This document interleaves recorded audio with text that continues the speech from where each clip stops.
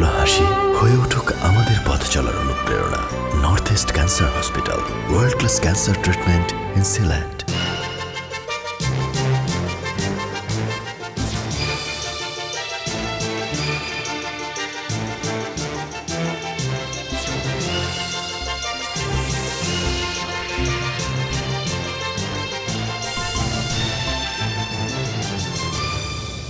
আসসালামু আলাইকুম, আমন্ত্রণ সবাইকে সিলেট স্টুডিও থেকে চ্যানেল এস সিলেটের খবরে।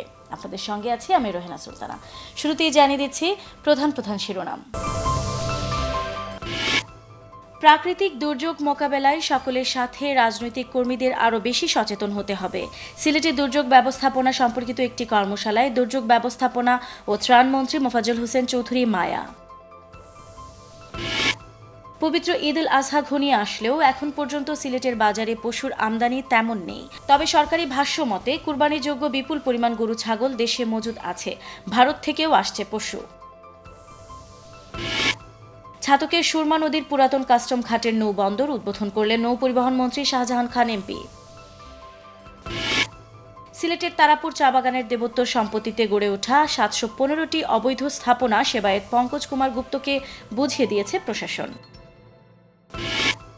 বঙ্গবন্ধু শেখ মুজিবুর রহমানের হত্যাকাণ্ডের সাথে জড়িত পলাতক খুনিদের দেশে ফিরিয়ে এনে রায় কার্যকর এবং জঙ্গিবাদ সন্ত্রাস সাম্প্রদায়িকতার প্রতিবাদে হিন্দু বৌদ্ধ খ্রিস্টান ঐক্য পরিষদের মানববন্ধন ও সমাবেশ। এবং গোলাপগঞ্জের পশ্চিম আমুরা ইউনিয়নের ঘাগুয়া গ্রামবাসীর উদ্যোগে শিকরপুর ঘাগুয়া রাস্তা পাকাকরণের কাজের উদ্বোধন করে ব্যতিক্রমী এবং অনুকরণীয় দৃষ্টান্ত স্থাপন।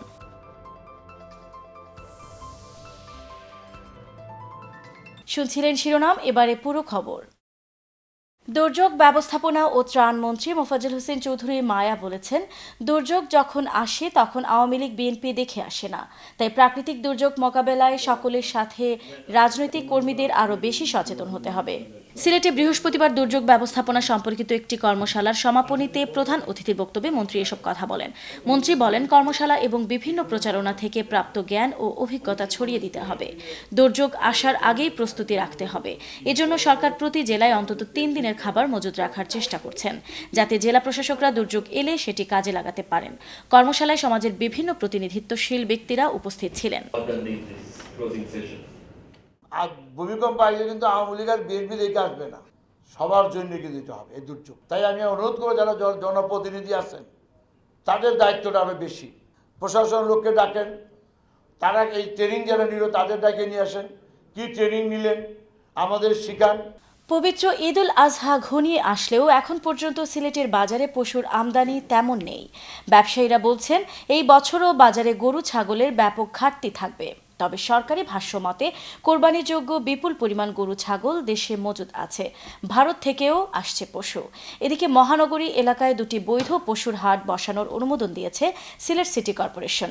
বিস্তারিত জানাচ্ছেন আমাদের বিশেষ প্রতিনিধি আব্দুল মালিক জাকা, ক্যামেরায় ছিলেন বেলাল আহমেদ। কুরবানির ঈদকে সামনে রেখে সিলেটের পশুর হাটগুলোতে এখনও ব্যাপক হারে পশুর আমদানি ঘটেনি। সিলেটের অন্যতম পশুর হাট কাজিরবাজার এখনও প্রায় পশুশূন্য। হাটের ম্যানেজার জানালেন, এবার তুলনামূলকভাবে গরুর আমদানি গতবারের চেয়ে অনেক কম। যদি বর্ডার খোলা হয় তাহলে কিছু পরিমাণ গরু আসতে পারে, তারপরেও গরুর এবার আমদানি অনেক কম থাকবে। 2-4 দিন আগে যে পরিমাণ গরু আমদানি সেই গরু দিয়া সিলেটের কুরবানি সম্পূর্ণ করা কঠিন ব্যাপার। জেলা প্রাণী সম্পদ কর্মকর্তার দেয়া তথ্য মতে সিলেট সহ সারা দেশে কুরবানিযোগ্য বিপুল পরিমাণ গরু ছাগল মজুদ রয়েছে। দুশ্চিন্তার কোনো কারণে নেই।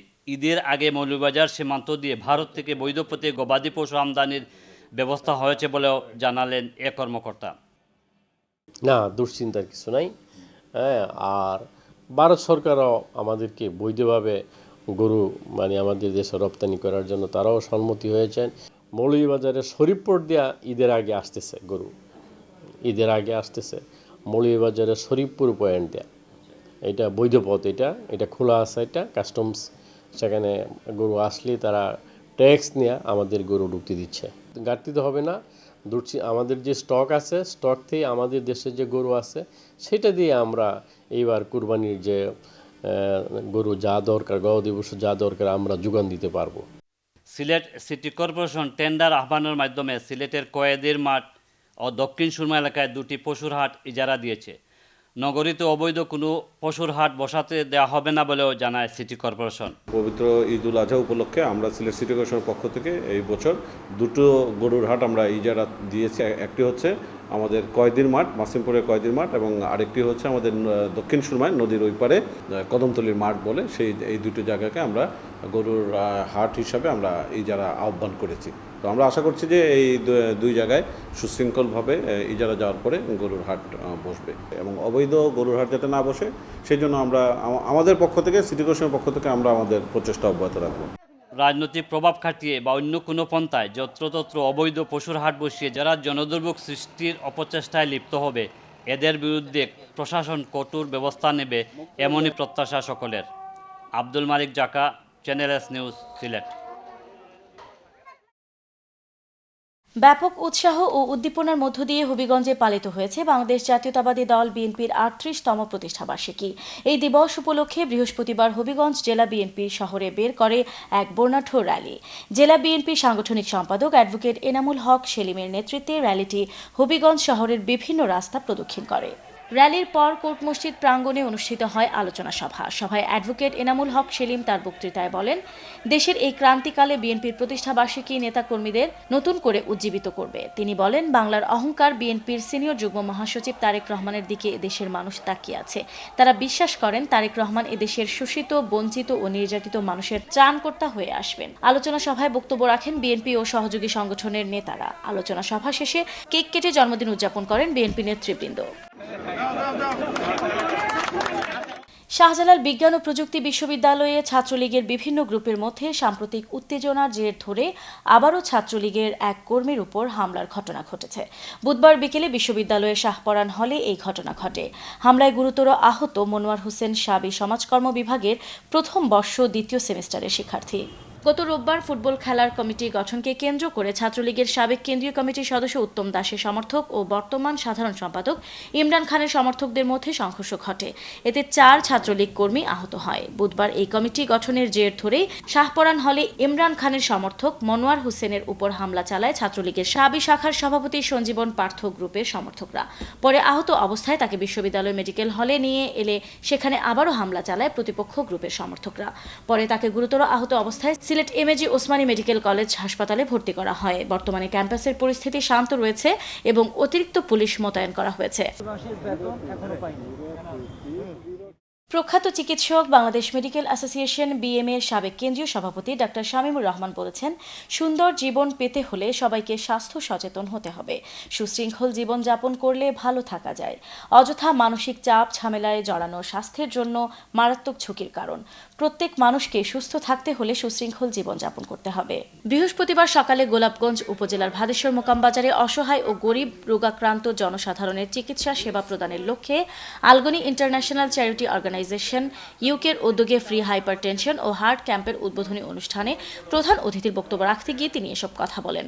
ভাদেশ্বর ইউনিয়ন পরিষদের নবনির্বাচিত চেয়ারম্যান জিলাল উদ্দিনের সভাপতিত্বে ক্যাম্পে কোরআন তেলাওয়াত করেন হাফিজ মোহাম্মদ সুফিয়ান। পারভেজ আহমেদের উপস্থাপনায় বিশেষ অতিথির বক্তব্য রাখেন প্রবাসী সাংবাদিক ও লেখক আনোয়ার শাহজাহান, মেডিসিন ও হৃদরোগ বিশেষজ্ঞ ডাক্তার মোহাম্মদ ফখরুল ইসলাম, সাংবাদিক ফয়সাল আলম, পশ্চিম ভাগ জামে মসজিদের খতিব মাওলানা Abdul Bari Jihadi. Doctor Shamimur Rahman Alghani international charity অর্গানাইজেশনের সমাজসেবামূলক ও জনস্বার্থ সংশ্লিষ্ট কর্মসূচির প্রশংসা করেন। উদ্বোধনী অনুষ্ঠানে বক্তারা আলগনি ইন্টারন্যাশনাল চ্যারিটি অর্গানাইজেশন ইউকের প্রশংসা করে বলেন, জন্মলগ্ন থেকে এই সংগঠন বহুমুখী সমাজসেবা ও কল্যাণমূলক প্রকল্প ও পরিকল্পনা বাস্তবায়নে কাজ করে যাচ্ছে। তাদের মহতী কার্যক্রমের জন্য গোলাপগঞ্জ বিয়ানীবাজারবাসী চিরদিন শ্রদ্ধা ভরে স্মরণ করবে। অনুষ্ঠানে অন্যান্যের মধ্যে উপস্থিত ছিলেন আমেরিকা প্রবাসী হেলাল হোসেন, আশরাফ হোসেন, মিসবাহ উদ্দিন, মোহাম্মদ বেলাল উদ্দিন সহ আরও অনেকে। সিলেটের খবরে নিচ্ছি ছোট্ট একটা বিরতি, আমাদের সঙ্গেই থাকুন। ফিরে এসে অন্যান্য খবরের সাথে দেখবেন, ছাতকের সুরমা নদীর পুরাতন কাস্টম ঘাটের নৌ বন্দর উদ্বোধন করলেন নৌ পরিবহন মন্ত্রী শাহজাহান খান এমপি। সিলেটের তারাপুর চা বাগানের দেবোত্তর সম্পত্তিতে গড়ে ওঠা 715টি অবৈধ স্থাপনা সেবায়েত পঙ্কজ কুমার গুপ্তকে বুঝিয়ে দিয়েছে প্রশাসন। বঙ্গবন্ধু শেখ মুজিবুর রহমানের হত্যাকাণ্ডের সাথে জড়িত পলাতক খুনিদের দেশে ফিরিয়ে এনে রায় কার্যকর এবং জঙ্গিবাদ সন্ত্রাস সাম্প্রদায়িকতার প্রতিবাদে হিন্দু বৌদ্ধ খ্রিস্টান ঐক্য পরিষদের মানববন্ধন ও সমাবেশ। এবং গোলাপগঞ্জের পশ্চিম আমুরা ইউনিয়নের ঘাগুয়া গ্রামবাসীর উদ্যোগে শিকরপুর ঘাগুয়া রাস্তা পাকাকরণের কাজের উদ্বোধন করে ব্যতিক্রমী এবং অনুকরণীয় দৃষ্টান্ত স্থাপন।